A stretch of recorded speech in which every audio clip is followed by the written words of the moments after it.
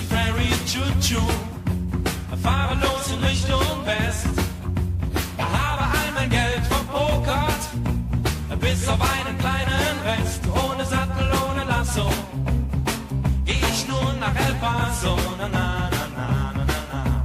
Schwer trenne ich mich von der Jenny, sie haut mir aus der Patsche heraus. Sie borgte mir $20 und sagte, mach das Beste daraus. Ohne Sattel, ohne Lasso, fahr ich nun nach El Paso. Na, na, na, na, na, na. Nun sitz ich im Prairie Choo-Choo, wie auf einem abgesägten Ast. Denke an Jenny und den Sheriff, denen meine Nase nicht mehr passt. Ohne Sattel, ohne Lasso, geh ich nun nach El Paso. Na, na, na, na.